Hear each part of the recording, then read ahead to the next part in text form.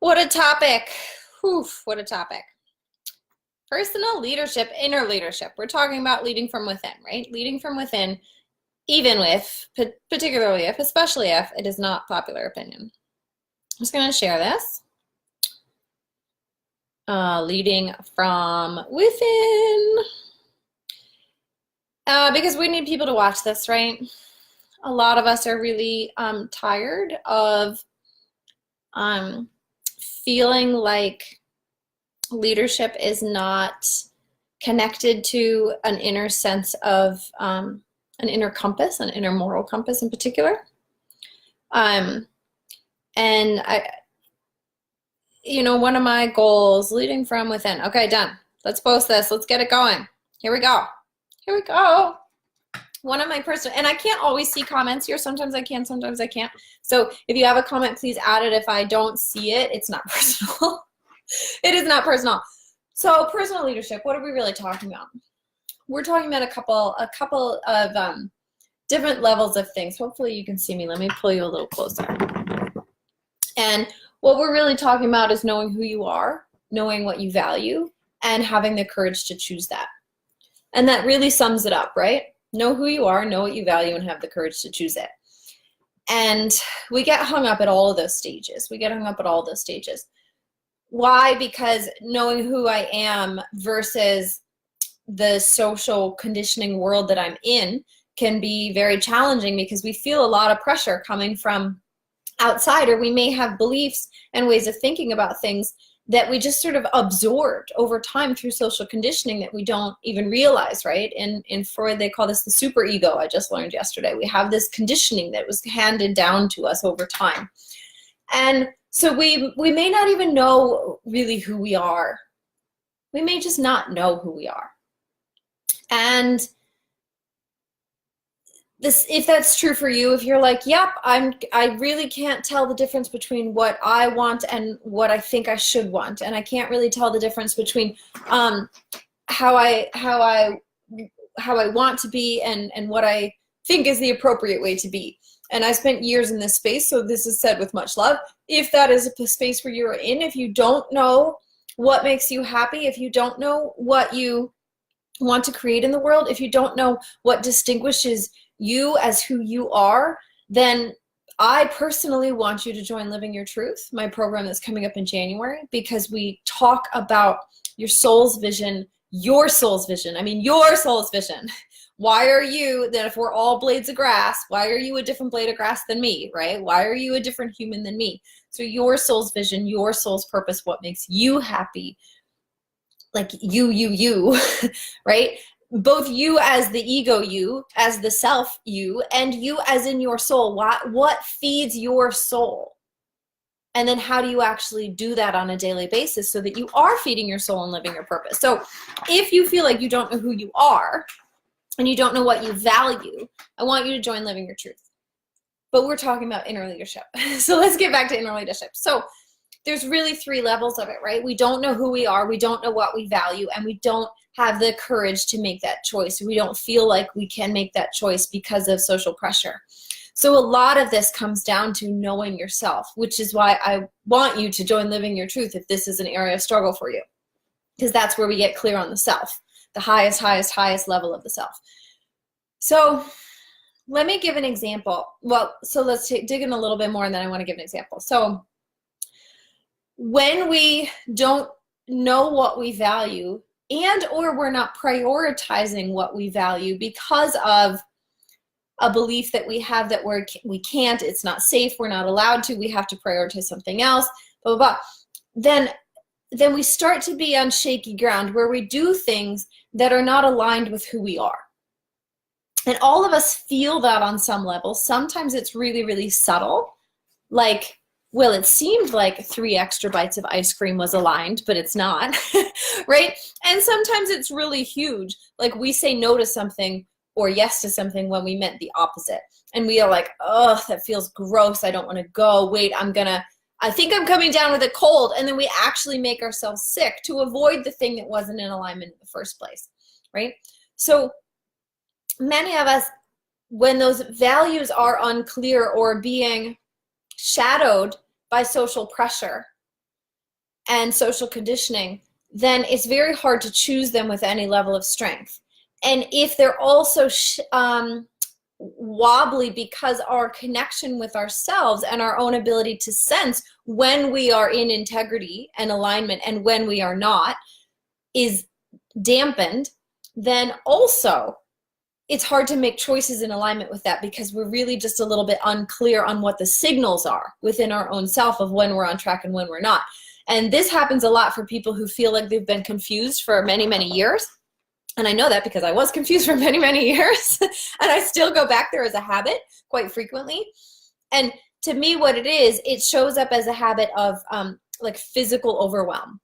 Right? Physical overwhelm, where we're getting lots of signals, but we can't differentiate between the signals to figure out which ones are more important and more aligned than the others. And a lot of that, at least from my experience, a lot of that comes down to the signals that we're bringing in from, I think I should, this is how good girls and boys behave, this is what I'm supposed to do, are just as strong, if not stronger, than the signals of the true self and what is right for you. So there's a process there of having to learn both about yourself and what you value, who you are, why you're here, and learn how to read your own signals, how to read your own tuition, how to have a relationship with your own inner voice that's strong and clear and reliable in particular, because we need it to show up when we need it to be there. And then also this sort of counterpart work of peeling back the layers on the conditioning and the beliefs that we have running in our minds about how we should be. So we've got to really approach it from a number of different angles. And then the final piece is having the gumption and the courage to actually take action in alignment with that inner voice, So let me give you an example, because that sounds like a lot, right? You're like, oh my God, that was like 5 different plans of attack that I need in order to be in a space of personal leadership. And it all comes together once we start to really connect with what is right for me. Because when we feel strongly and clearly what is in alignment for you, when you feel that strongly and clearly, then when we're not in it, it feels ickier and ickier and ickier. Which means it's easier to stay in it because it feels better and better and better. So once we've identified it clearly and we've identified the signals clearly, all the rest of it sort of falls into place. But that's why knowing yourself is really the first key part, and really knowing for you what feeds you and what is in alignment for you, which is why I want you to join Living Your Truth. If this topic is like, oh, I have no idea how to start, right? I want you to join us. So let me give you an example. I just have 2 written down here on my notes, which is why I'm looking down. So I'm running, this is an actual present in my life example. So I'm running, well, I just mentioned it. I'm running the Living Your Truth program. And that program is 6 weeks long. It's based on everything we just said. But as part of that, I'm doing a 5-day warm-up. And the 5-day warm-up is a soul awakening process. So I know that in order to be in the space of the soul, that there are aspects of the way that we think and the way that we feel on a daily basis that need to switch, that need to be adjusted.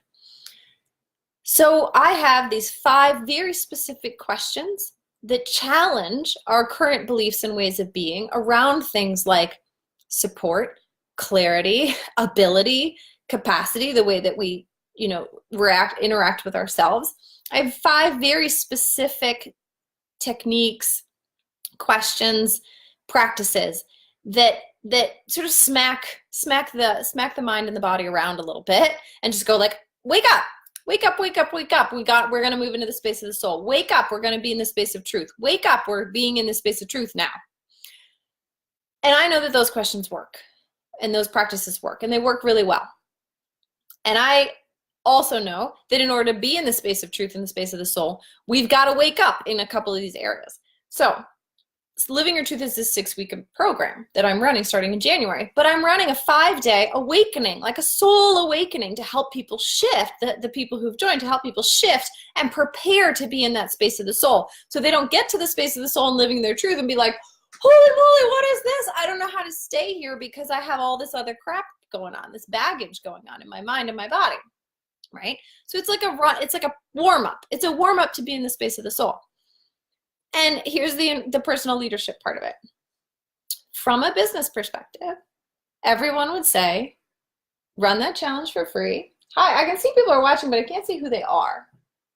Nor can I see comments. So sorry if I'm ignoring you. Let me see if I can see them on my phone. So from a business perspective, I should be running the 5-day soul awakening. And if you're just joining, I'm talking about a current example of inner leadership for me that I want to share to give you a really clear idea of what we're talking about. And if you're just joining, when the video is done, you'll be able to go back and watch the replay where we talked in general about the different aspects that go into personal leadership and inner leadership, and how to like write down the 4 or 5 different aspects around the circle that we named, because those are the areas that you want to focus on. And then we talked about simplifying it and what really is the linchpin to that. So now I'm giving you an example. So the example is, so I'm running this program in January. I know that it's a huge expansive space. So I'm doing a warm-up for people in advance, a couple weeks in advance. From a business perspective, from everything I've ever learned, that 5-day warm-up should be a free challenge that I invite people into to give them a taste and then upsell them or sell them into my program. I'm not doing that. I'm running the 5-day challenge, but you can only take it if you're in the program. Now, from a business perspective, that makes no sense. It makes no sense, right? I should be using it as an opportunity to reach more people. I should be using it as an opportunity to inspire people. I should be using it as an opportunity to spark an awakening within people and give them a taste of this work. Agreed. That's an awesome idea. But I have a different view. I have a different view because my main value, and this is getting to the personal leadership, my value is that people feel supported in becoming who they are. What I value is connection. What I value is the ability to be in a space of truth with yourself. So from that view, running a 5-day challenge that's open and free to the public and brings a bunch of people in and then leaves them hanging if they don't join the paid program doesn't make a ton of sense to me, because it could go wrong, right? What could happen in that 5-day challenge is people could open and expand themselves and be like, wow, this feels really amazing. 5 days are over. Now I'm back in my everyday life and everybody around me sucks and is miserable and doesn't support this new way that I was being. Guess what we just did? We made it worse. We deepened those beliefs that I'm alone, that it's hopeless, that I'm never going to get there, that everybody around me is unsupportive, right? We've just dug them in deeper. Or someone has this massive opening and then this huge whiplash afterwards, which happens. The natural state of being is to expand and condense, right? Expand and condense. That's how the breath works. Expand and condense. That is the rhythm of our life. And so the condensing, that sort of like, yeah, but, I call them the yeah, buts. Like, wow, that feels really good. Okay, cool. I guess I have been, like really limiting the space of my soul with my mind and my habits and all of that. Yeah, but how does that apply to my job? How does that apply to my business? Yeah, but what about my family? Yeah, but what about money? Yeah, but what about, right? We go into the condensing of the yeah, buts. And they wouldn't have the support to work through them because the 5-day challenge would be over. So now we've opened all these people up and they don't have any support to actually work through the things that need to be worked through to stay there permanently. And to me, coming from a space of personal leadership, that was irresponsible. That's irresponsible. So yes, I am running the 5-day warm-up, but yes, it's part of the paid thing. You have to be committed to being in the space of support. And by the way, it's under $300. So like it is not inaccessible to people, right? It is an accessible program. So it's a dumb business decision, right?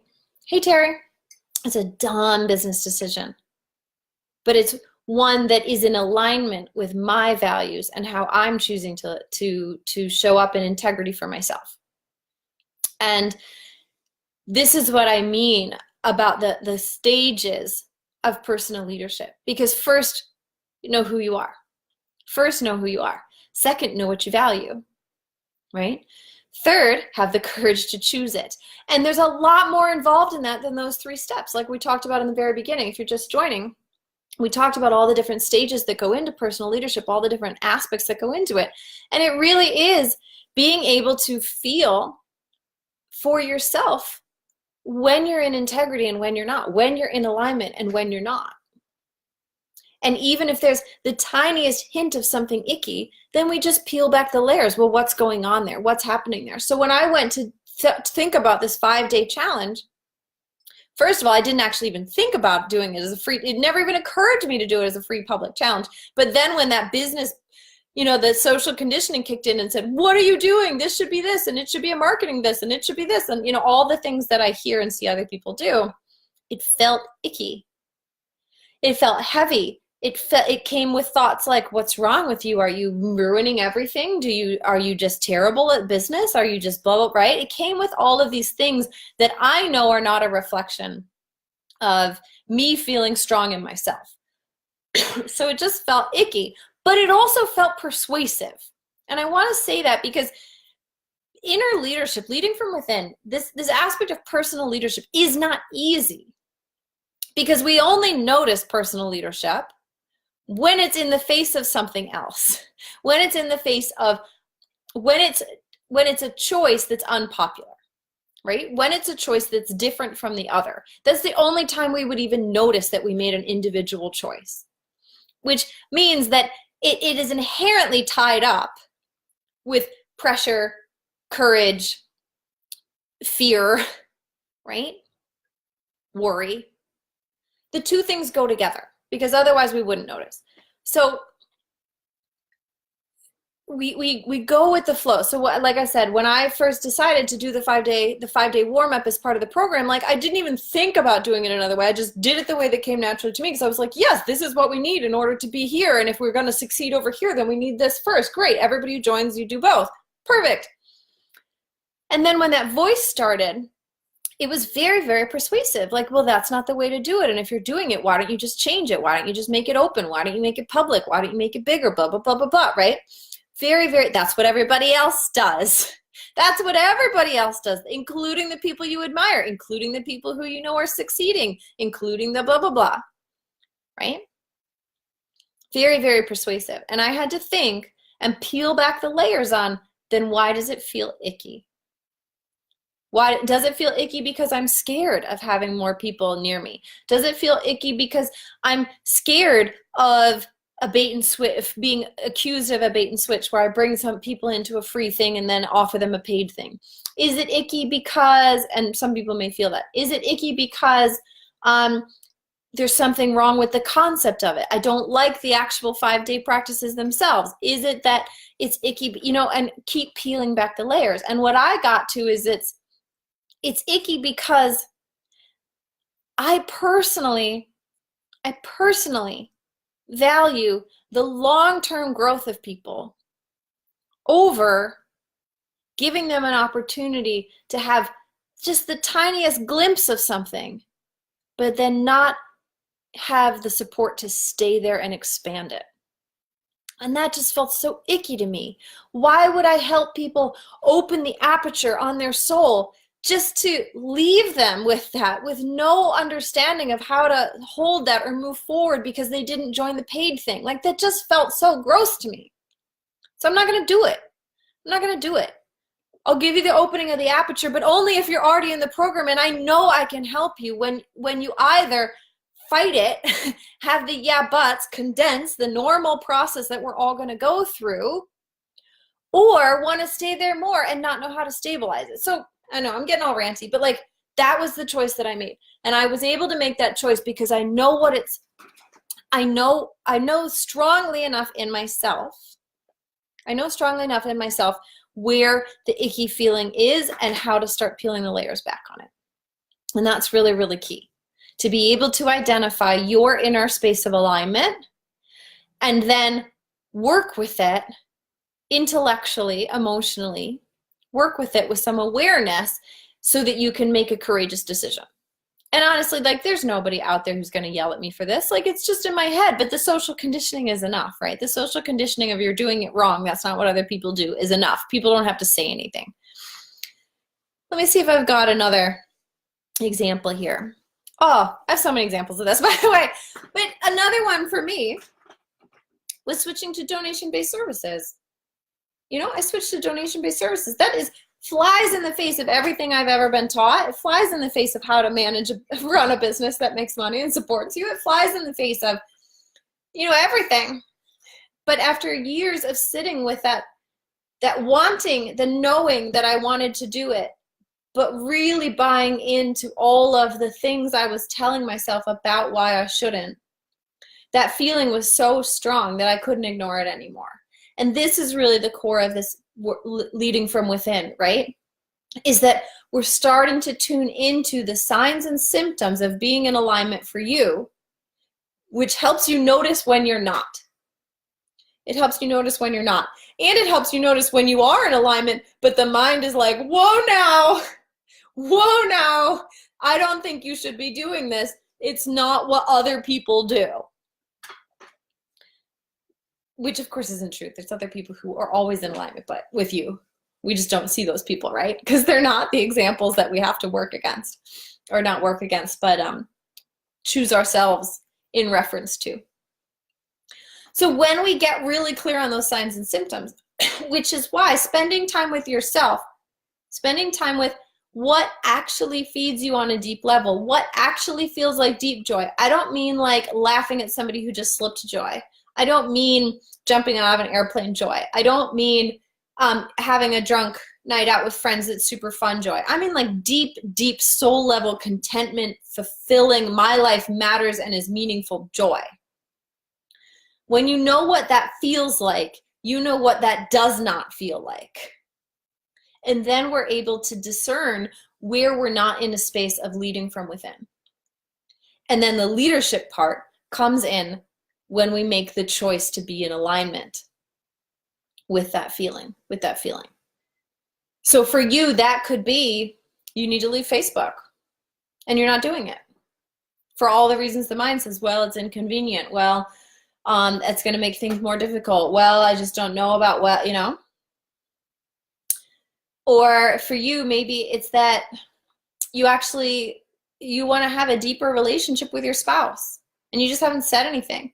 And you haven't taken that moment to put down the phone or turn off the TV and be like, can we hang out?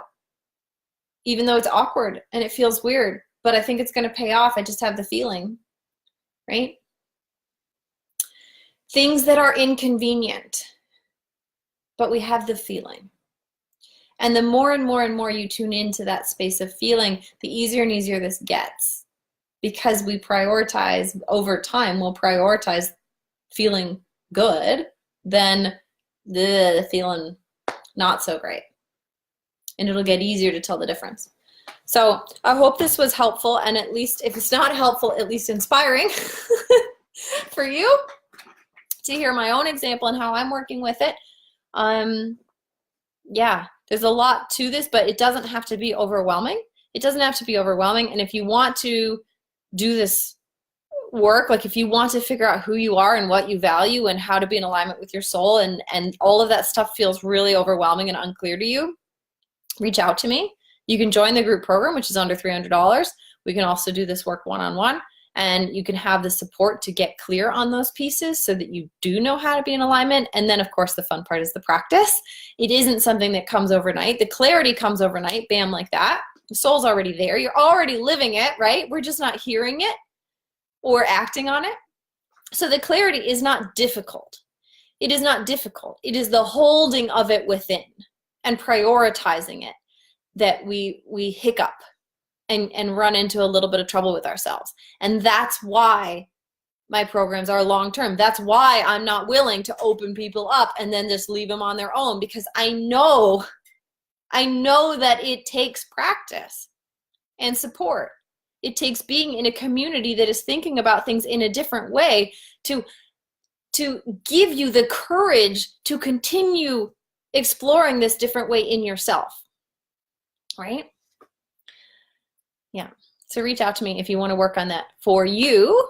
Otherwise, I hope this was inspiring, and I look forward to talking to you soon. Mwah.